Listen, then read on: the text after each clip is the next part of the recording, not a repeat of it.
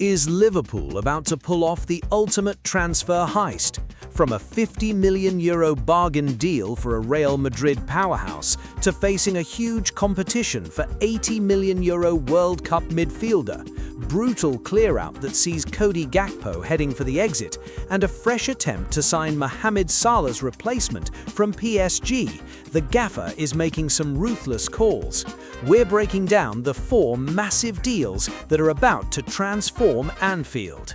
€50 million bargain. Real Madrid give green light for a powerhouse midfielder to join Liverpool. Could we finally be about to see a world-class powerhouse move from the Bernabeu to Anfield, reversing the trend of Real Madrid always poaching our best talent? The reports coming out of Spain are nothing short of a bombshell. Los Blancos are reportedly ready to agree to a €50 million deal for Eduardo Camavinga, and Liverpool are at the front of the queue.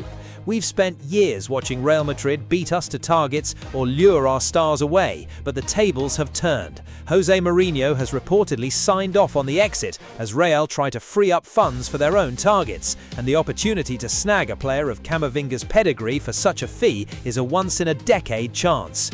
The backstory here is one of a complicated season in Madrid. Before the 2025-26 campaign, Camavinga was seen as the untouchable future of the Real midfield, a player with 2 Champions League crowns already in his locker.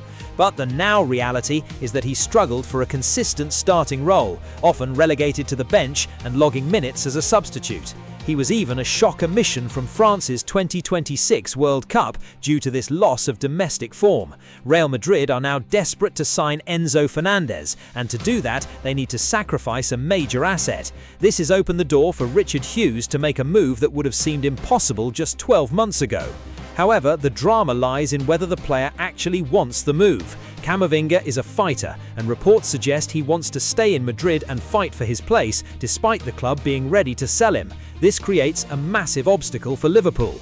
It's a high-stakes standoff. Do the Reds wait for the player to be pushed out, or do they risk a summer-long saga that ends in disappointment? There's also the tension of his contract, which runs until 2029, meaning Real aren't under immediate pressure, but their desire for Enzo might force their hand sooner than expected. The facts make this deal look like absolute smart business. We are talking about a 23-year-old central midfielder who is tactically versatile, capable of playing as a deep-lying anchor or a box-to-box engine.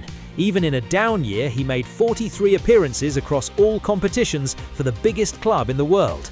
At €50 million, he would cost significantly less than many unproven youngsters currently being linked with Premier League moves. Liverpool have reportedly already made initial contact about the deal, showing that the interest is far more than paper talk. My honest take, if there is any chance of getting Camavinga for €50 million, you don't even think about it, you just get the deal done. He is a generational talent who has simply hit a bit of a rut in a crowded Madrid squad. Under Iraola, his energy and technical quality would transform our midfield overnight. It's a low-risk, massive-reward scenario that Michael Edwards would usually dream of.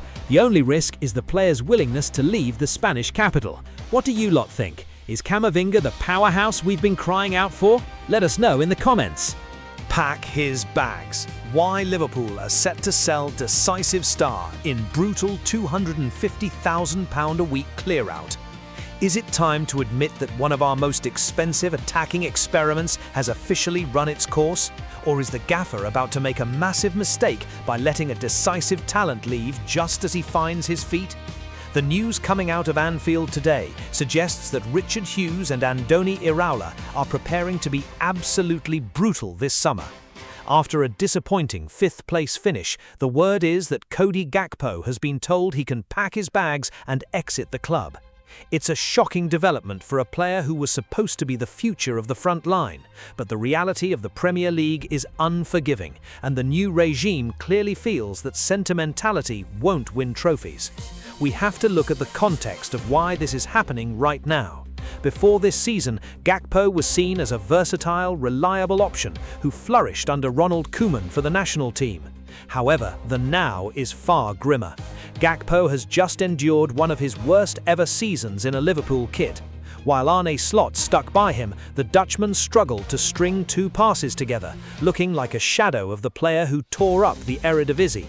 with the 2026 World Cup currently showcasing his qualities, even earning the decisive tag from Daniel Sturridge. Liverpool feel that now is the perfect time to cash in while his stock is high. The drama surrounding this potential exit is fueled by interest from a Premier League rival.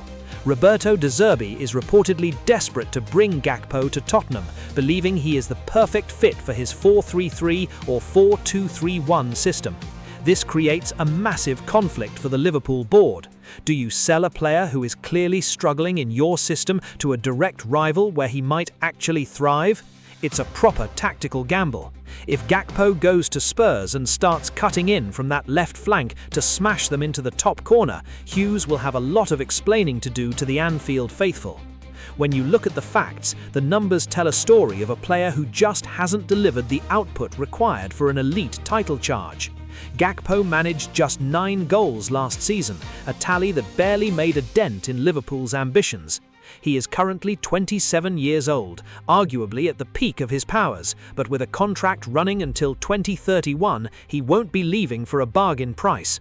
The club has already completed the acquisition of Victor Munoz for that left-sided role, and with ongoing bids for Yan Diamonde, the writing appears to be on the wall for the £250,000 a week man.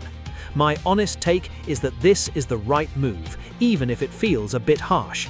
Gakpo is a proper player, but he's never truly looked like a Liverpool fit in the high-intensity style Iraola wants to implement.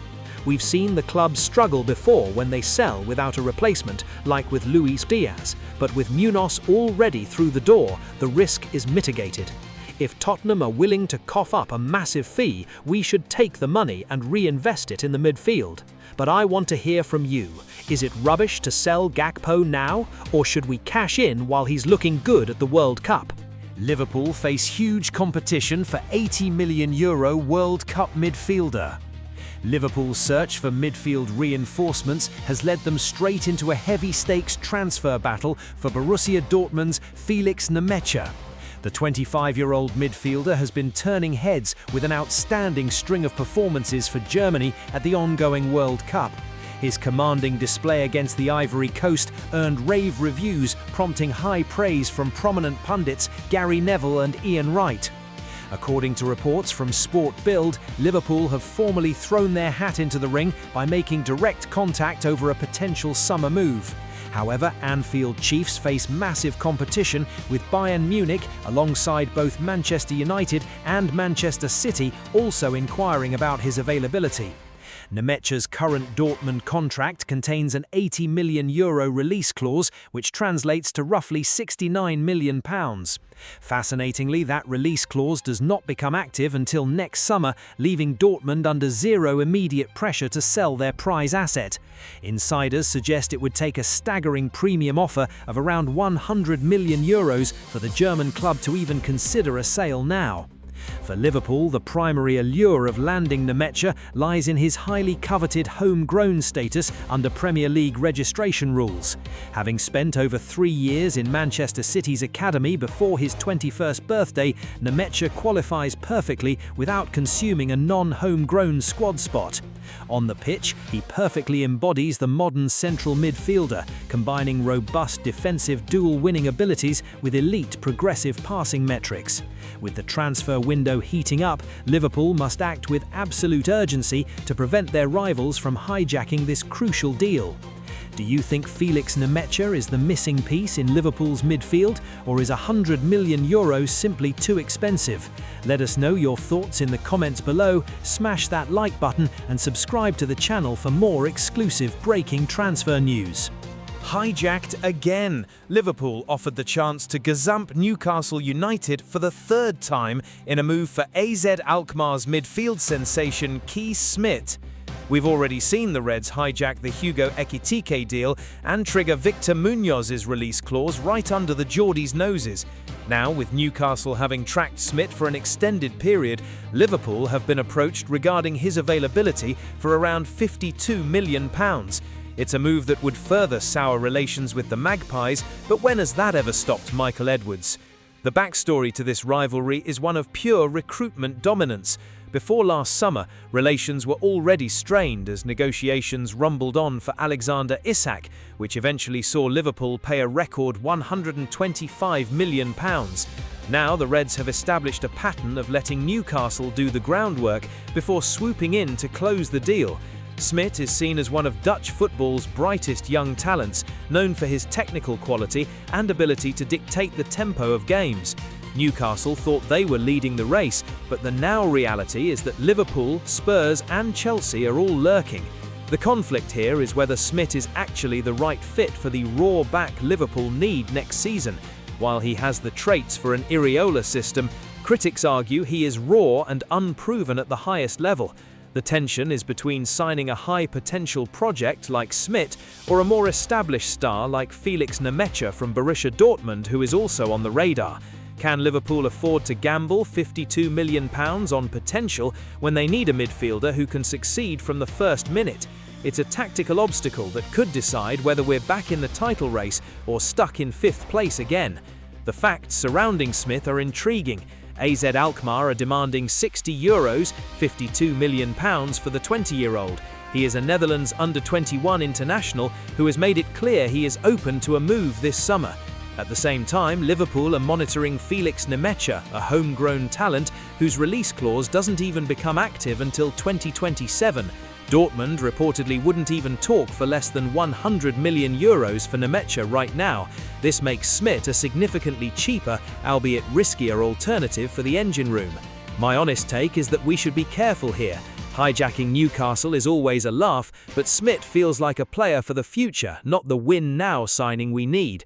If we're going to spend £52 million, I'd rather we put that towards someone like Camavinga or even go all out for Nemecha. We can't afford another season of potential that doesn't translate to points on the pitch. Smit is a proper player, but maybe not the one for this specific moment. What do you think? Should we hijack Newcastle again just for the sake of it, or is Smit the real deal? Liverpool launch a fresh attempt for PSG star Bradley Barcola. Is the search for the next Mohamed Salah finally entering its endgame? And is the answer hiding in plain sight at the Parc des Princes? While the world has been obsessed with the Yan Diomande saga, Liverpool have reportedly gone under the radar to make a fresh attempt at signing PSG's Bradley Barcola. With Salah officially becoming a free agent on July 1st, the void in our attack is about to become a reality. The recruitment team knows that Munoz isn't enough on his own, and Barcola is a player they've admired for a long time, having failed to secure his signature last summer. The context of this move is fascinating because it shows a clear shift in strategy. Before, it was all about Diomande, but after failing with a recent bid for the Leipzig winger, the Reds are diversifying their options. Barcola is reportedly keen on the Premier League and excited by the project under Andoni Iraola. PSG, surprisingly, are not ruling out a sale, especially since the player only has 2 years left on his contract. The now is a race against time to ensure we have a world-class replacement ready for pre-season, and Barcola fits the profile of a modern, explosive winger that Anfield responds to. The conflict here is a tactical one that involves 3 clubs. If Liverpool sign Barcola, they might actually make it harder to sign Diomande. Why? Because Diomande is on PSG's shortlist to replace Barcola. It's a proper transfer merry-go-round. Liverpool are not ruling out signing both, but the financial and tactical obstacles are huge. Can we really afford to drop over £100 million on 2 more attackers, while the midfield still needs work? It creates an incredible tension within the recruitment department as they try to balance the books while replacing a legend like Mohamed Salah. Looking at the facts, Barcola is a proper player who offers something different to the traditional inside forward. He's a senior international with a high ceiling, and the fact that he's already tempted by the move suggests that personal terms might not be the issue. PSG's willingness to talk is the key here.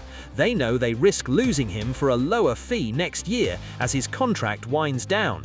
With Hugo Ekitike currently out with a long-term injury, the need for attacking reinforcements has become even more desperate for Iraola.